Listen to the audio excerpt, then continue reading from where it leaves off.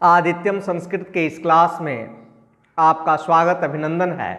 आज हम लोग जो अभी 23 फरवरी 2023 को मैट्रिक परीक्षा हुई है, उस मैट्रिक परीक्षा के संस्कृत का प्रश्न पत्र लेकर के हम आपके लिए उपस्थित हैं, जिससे आप मिलान कर लेंगे कि आपका ऑब्जेक्टिव कितना सही है। और बाकी जो 2023 या 24 में हमारे परीक्षा देने वाले मैट्रिक के छात्र हैं, जो अभी 9th-10th में हैं, उन बच्चों के लिए भी उपयोगी है। इसलिए यदि आप इस चैनल पर नए हों, अवश्य सब्सक्राइब कर लें और अपने मित्रों को भी इस वीडियो को शेयर करें, ताकि वह भी मिलान कर जाने या 10वीं कक्षा के छात्र भी जाने।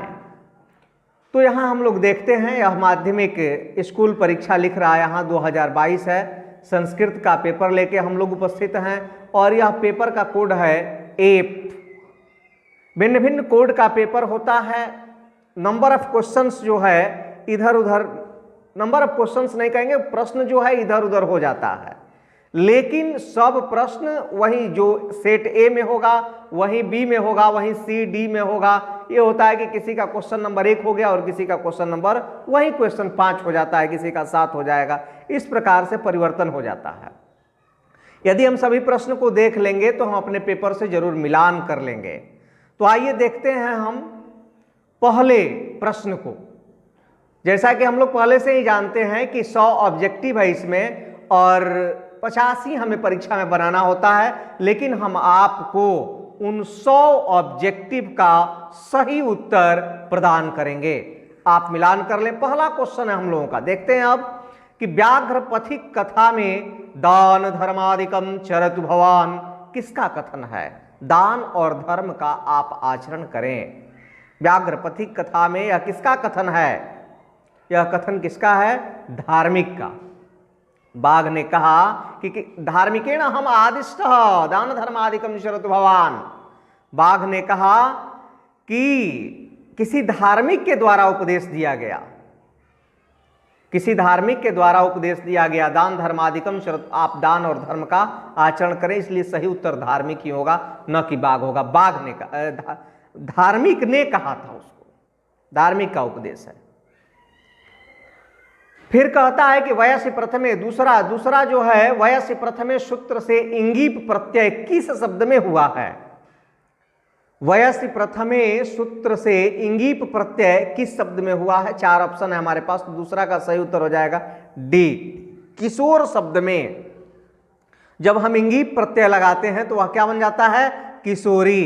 प्रश्न संख्या 3 है, मृदु धन तल से कौन सा पद बनेगा? तो तल जहां पर भी लगता है ता जुड़ जाता है, तो क्या हो जाएगा? मृदुता। यानी इसका जो है ए ऑप्शन हमारा सही हो जाएगा। मृदु धन तल, तो क्या बन गया? मृदुता। 3 का ए ऑप्शन सही है। चौथा प्रश्न है, अनियर प्रत्यय किस शब्द में है? अनियर, अनियर में क्या जुड़ता है? अनीय। तो कहां लिखा है? यहां स्पष्ट है, चिंतनीय। ए ऑप्शन इसका भी सही है। अनियर प्रत्यय किस शब्द में है? चिंतनीयम में है। 4 का ए ऑप्शन सही है। 5 कहता है कि मनुष्यत्व में कौन सा तद्धित प्रत्यय है? त्व जुड़ जाता है, तो 5वां का सही उत्तर हो जाएगा बी। मनुष्यत्व में कौन सा तद्धित प्रत्यय है? त्व तद्धित प्रत्यय है। तो यहां जो है 6 कहता है कि लोभ के दुष्परिणाम का वर्णन किस पाठ में है? तो यह तो हम लोगों ने पढ़ा है। लोभ के दुष्परिणाम का अर्थ होता है बुरा परिणाम का वर्णन। किस पाठ में है? तो व्याघ्र पथिक कथा में है, जिसमें एक राहगीर जो है लोभ से वशीभूत होकर के बाघ के जाल में फंस जाता है। 7वां प्रश्न है हमारा, हितोपदेश कैसा ग्रंथ है? कैसा ग्रंथ है? 7वां का सही उत्तर हो जाएगा हमारा कि हितोपदेश जो है बाल कथा ग्रंथ है। हितोपदेश कैसा ग्रंथ है? बाल कथा ग्रंथ है। प्रश्न संख्या 8 में चलते हैं। 8 कहता है कि किस शब्द का रूप तीनों लिंगों में एक समान होता है? युष्मद। ये सार्वनामिक पद है युष्मद, जिसका रूप जो है तीनों लिंगों में एक समान चलता है। फिर हम आ गए प्रश्न संख्या 9 में, और 9 कहता है कि किस पद में अनु उपसर्ग नहीं है?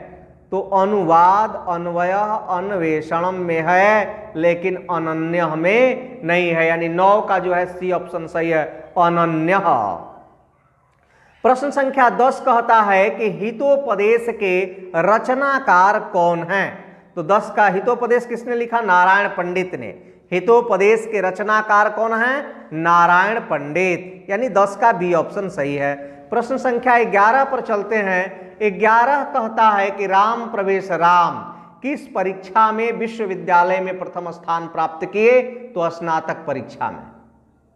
स्नातक परीक्षा में राम प्रवेश राम जो है विश्वविद्यालय में प्रथम स्थान प्राप्त किए, यानी 11 का ए ऑप्शन सही है। 12 प्रश्न है हमारा, प्रशासन ने भीखन टोला से 1 कोस की दूरी पर क्या स्थापित किया? प्राथमिक विद्यालय, यानी 12 का सी ऑप्शन सही है, प्राथमिक विद्यालय।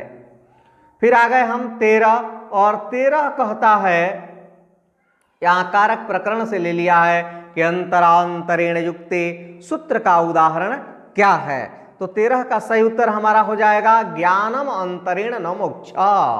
ज्ञानम अंतरेण न मोक्षा, यानी 13 का सी ऑप्शन हमारा सही है। फिर हम आ गए प्रश्न संख्या 14 में, और 14 कहता है कि जीवन चरितम, जीवनस्य चरितम का समस्त पद क्या होगा? तो जीवन चरितम होगा, और यह है डी ऑप्शन हमारा सही है, जीवन चरितम। प्रश्न संख्या 15 में आ गए। 15 कहता है कि चतुराननः, चतुराननः किस समास का उदाहरण है? तो 15 का सही उत्तर हो जाएगा डी, बहुव्रीहि। चत्वार्याननानि यस्य सः चतुराननः, और ये हो जाएगा डी, बहुव्रीहि। चतुराननः में बहुव्रीहि समास है। फिर हम आ गए प्रश्न संख्या 16 में, कहता है कि किस समास का प्रथम पद संख्यावाचक होता है? तो संख्यावाचक किसका होता है? द्विगु का। द्विगु का हम लोगों ने समास प्रकरण जो मैंने आप लोगों को पढ़ाया है उसमें स्पष्ट है, द्विगु समास का परिभाषा ही है, संख्या पूर्वे द्विगु हो। जिस समासित शब्द का पहला पद संख्यावाची हो द्विगु समास होता है। 16 का बी ऑप्शन सही है। 17 में पहुंच गए। राजा धन ऋषि से क्या बनेगा भाई? राजर्षि है, और इसका ए ऑप्शन हमारा सही है। 17 के बाद 18 पर आ जाते हैं। 18 कहता है कि संस्कृत में कौन सी संधि है? संस्कृत, सम धन कृत, यहाँ क्या है? व्यंजन है, यानी संस्कृत में कौन संधि है? व्यंजन संधि। 18 का बी ऑप्शन सही है। 19 में आ गए। हम कहता है कि नरक के कितने द्वार हैं?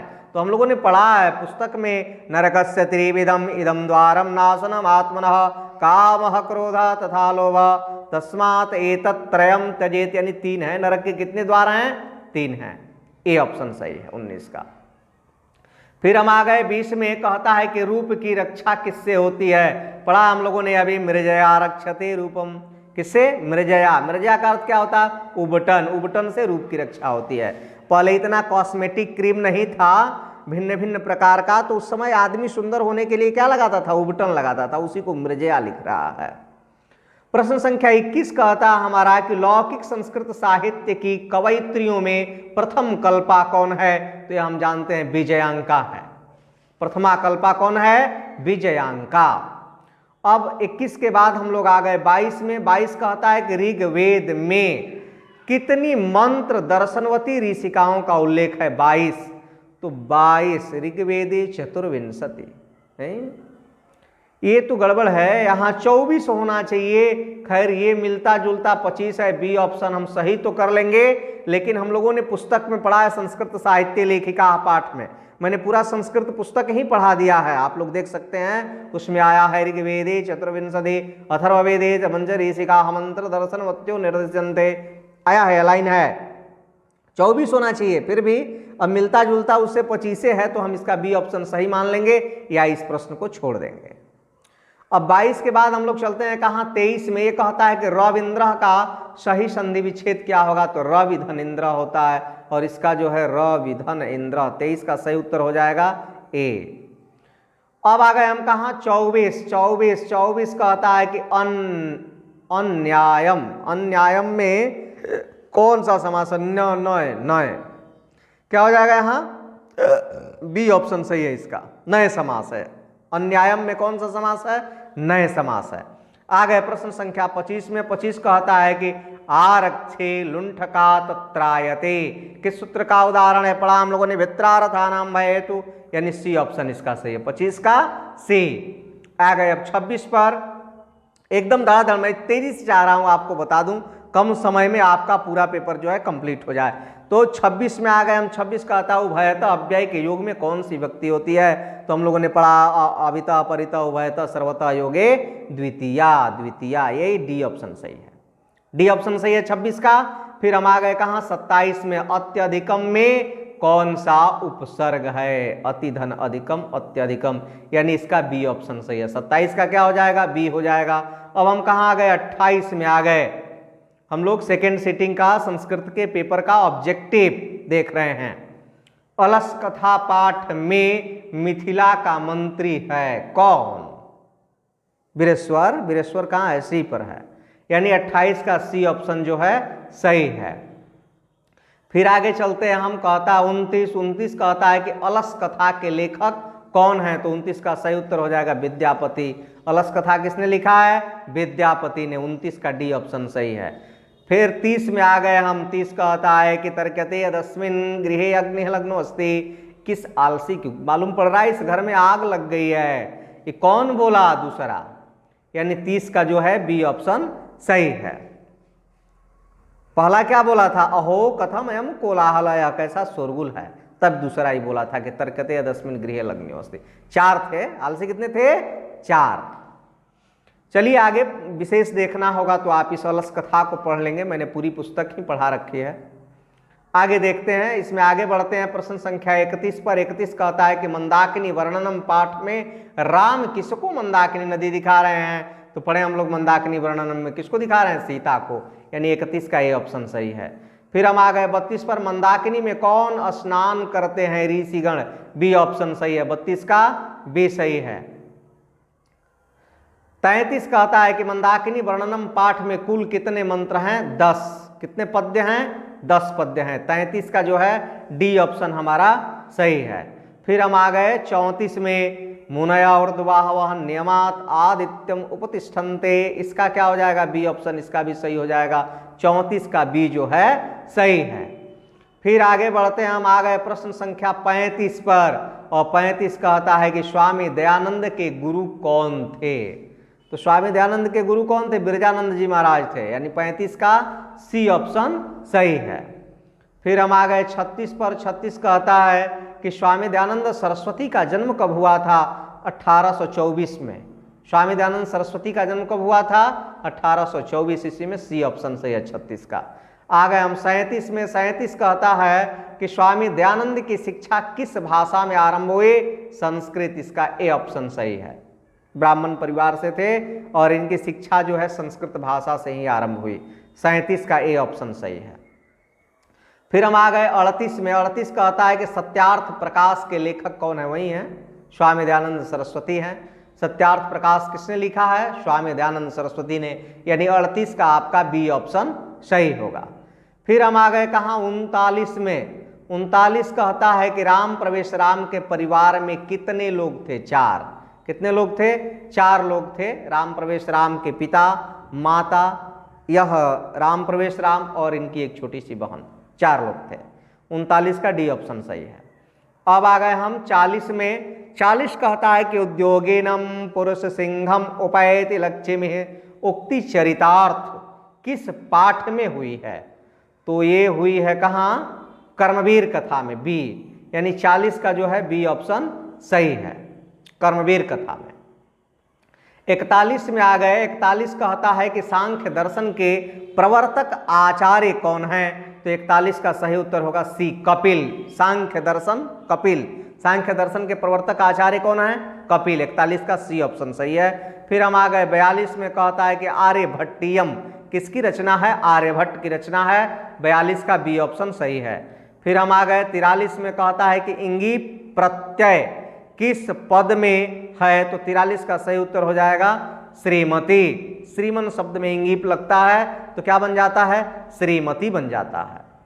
आगे बढ़ते हैं हम। 43 के बाद पहुंच गए 44 में, और 44 कहता है कि लघु धन तमप से कौन सा पद बनेगा?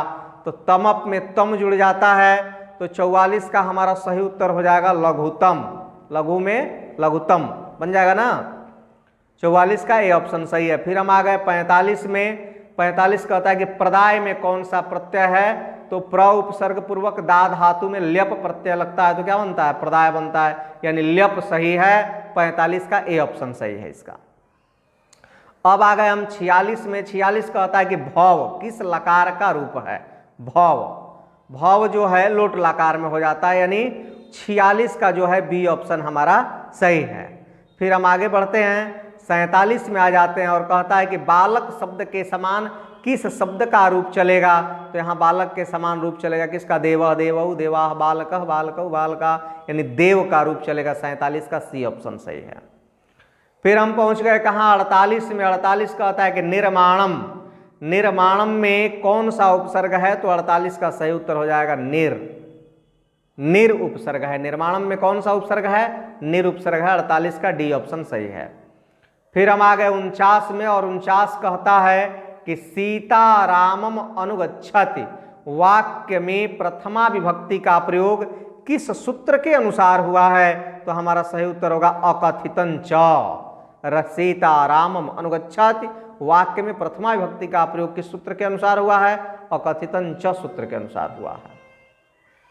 आगे बढ़ते हैं हम 50। 50 कहता है कि राज्ञः पुत्रः का समस्त पद क्या होगा, तो हम जानते हैं क्या हो जाएगा, राजपुत्रः।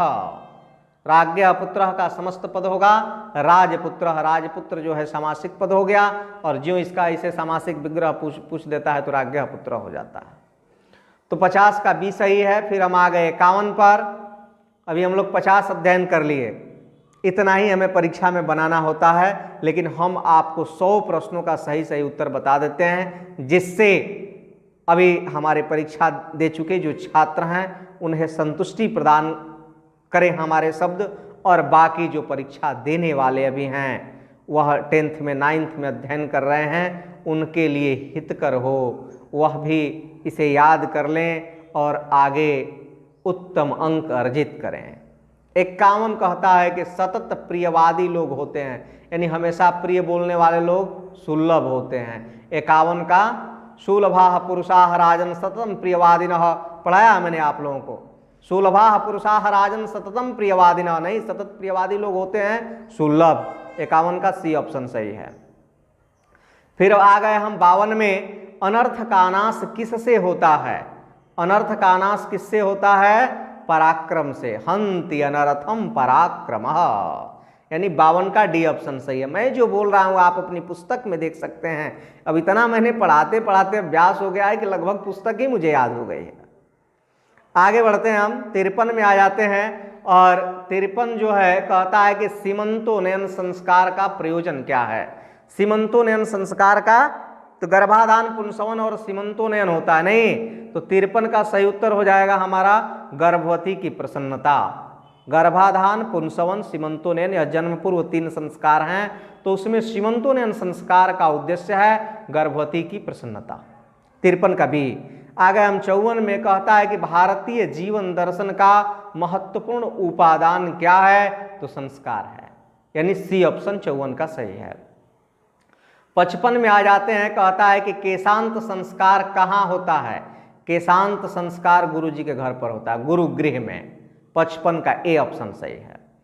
56 में आ जाते हैं। 56 कहता है कि संस्कार कितने प्रकार के होते हैं, तो 5 प्रकार के होते हैं। संस्कार कितने प्रकार के होते हैं, 5 प्रकार के होते हैं। 56 का बी ऑप्शन जो है सही है।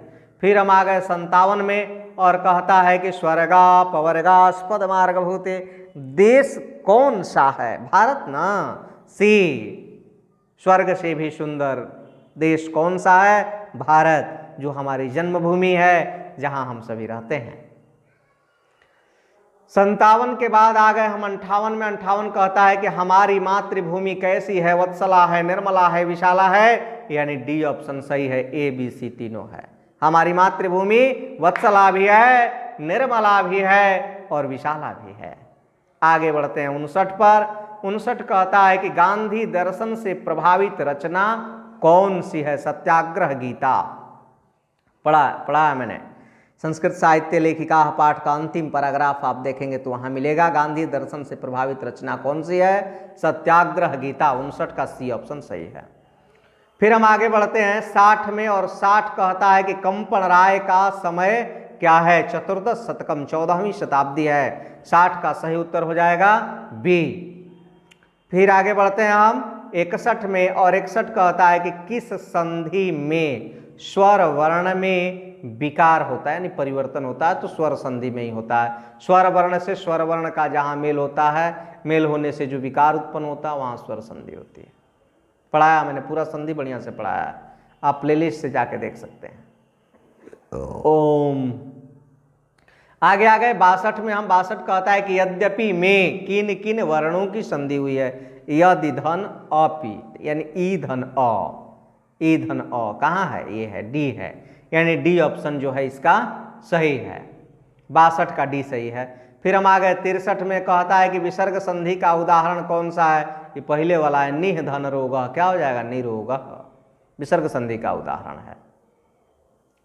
आगे पहुंच गए हम 64, और 64 कहता है कि संस्कृत साहित्यम का विग्रह क्या होगा? संस्कृतस्य साहित्यम, संस्कृतस्य साहित्यम, 64 का सही उत्तर हो जाएगा ए। अब आ गए हम कहाँ? 65 में, वेदांत दर्शन के प्रवर्तक कौन हैं? वेदांत दर्शन के प्रवर्तक कौन हैं? तो हमारा 65 का सही उत्तर हो जाएगा बादरायण, बादरायण, बी ऑप्शन सही है हमारा, 65 का बी। फिर आ गए हम कहाँ? 66 में, और कहता है कि अशांति के निवारण का उपाय किस पाठ में वर्णित है? विश्व शांति पाठ में वर्णित है। फिर आगे चलते हैं हम, कहता है कि किससे असहिष्णुता जन्म लेती है?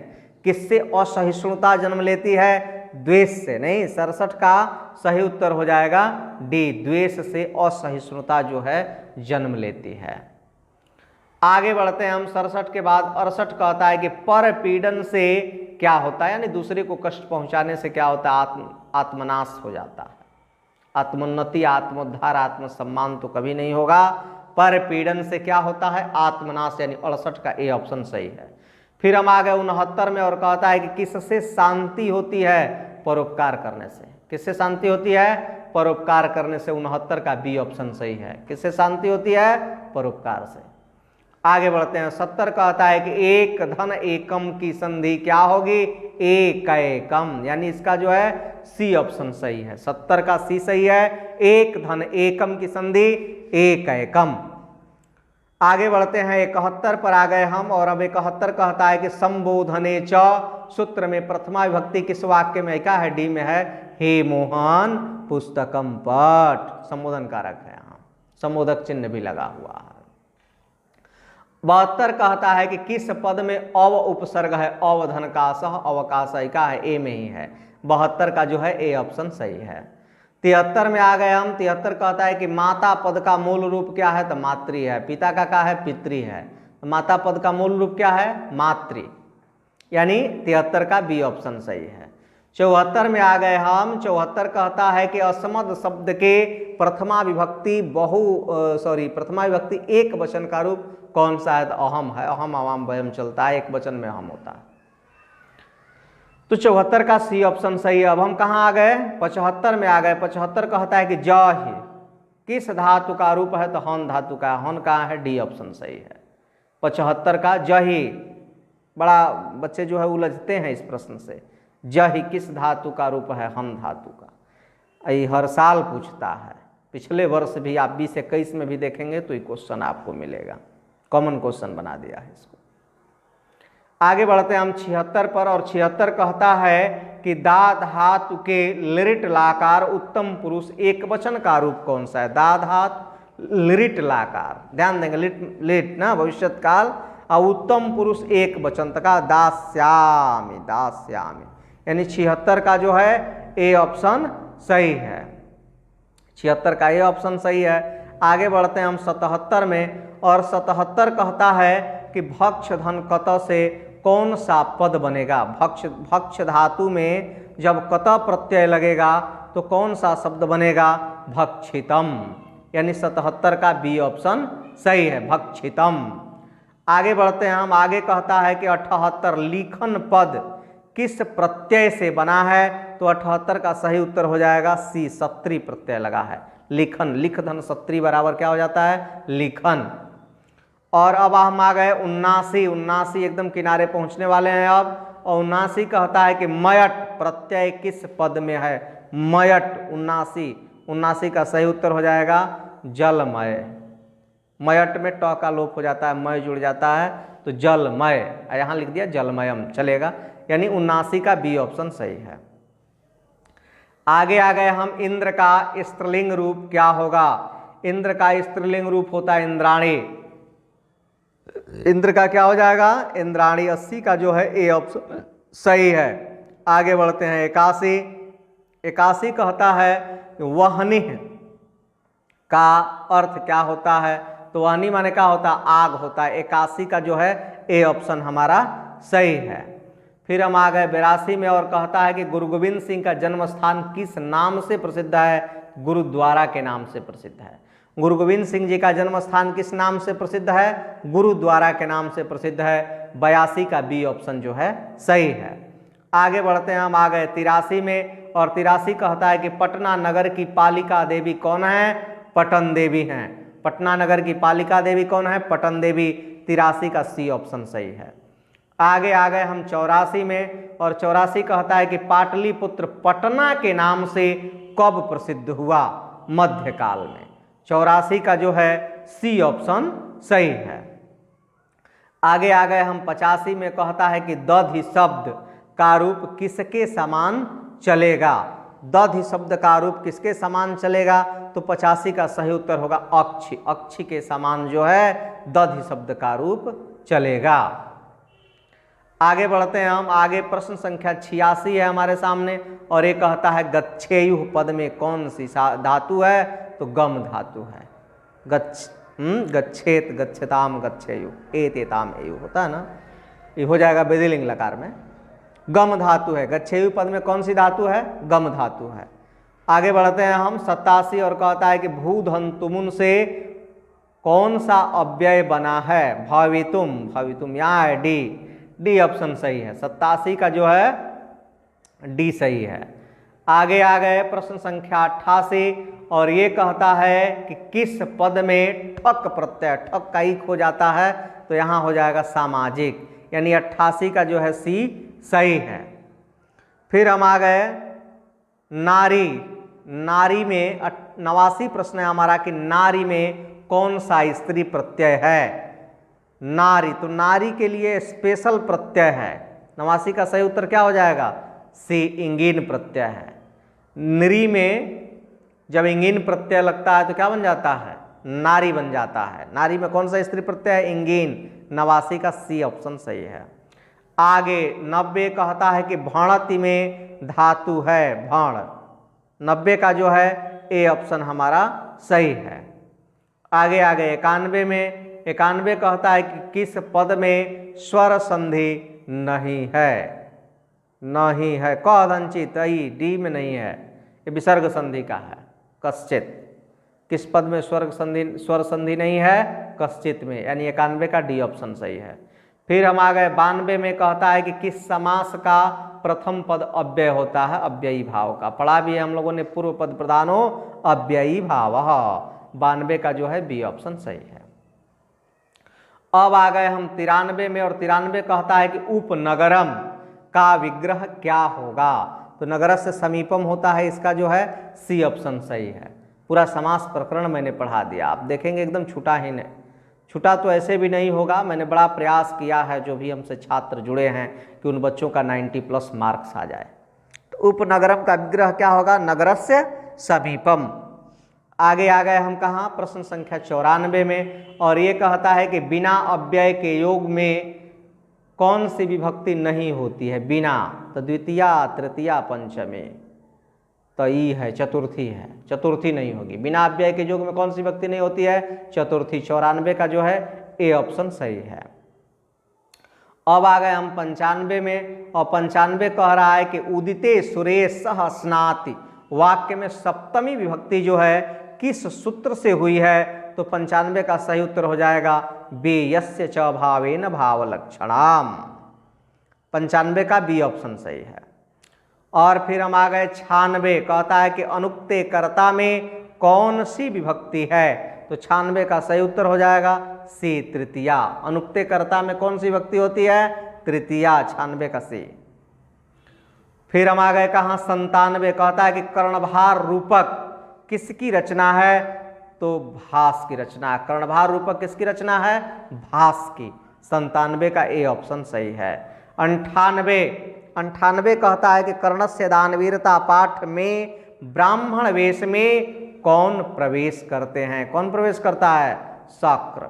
कौन प्रवेश करता है? शक्र। ब्राह्मण वेशधारी है शक्र। आगे आ गए हम प्रश्न संख्या 99 में। कहता है कि कर्ण सर्वप्रथम शक्र को क्या देना चाहा? गाय। सालंकारम गो सहस्त्राम ददामि।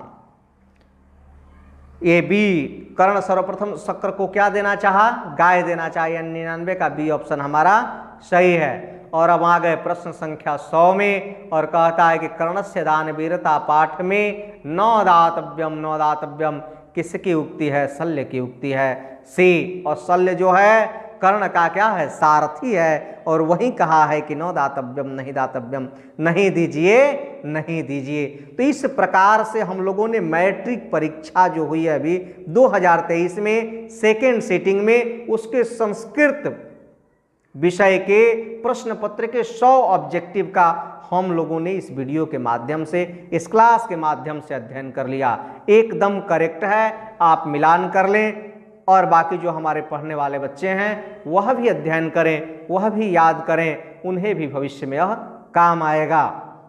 आगे हम जो भी इसमें का गद्यांश है, अनुच्छेद है, पत्र लेखन है, अनुवाद है और जो लघुत्तरीय प्रश्न उत्तर है 16 अंक का, उसका भी मैं आपको वीडियो प्रदान करूंगा। बहुत मुझे प्रसन्नता इस बात की है कि इस वर्ष जो मैं गेस किया था 90% उसमें से आ गया है। हमारे बच्चे प्रसन्न हैं, मैं भी प्रसन्न हूं और सदैव प्रसन्न रहें। इसी के साथ बहुत बहुत बधाई, धन्यवाद, शुभकामना।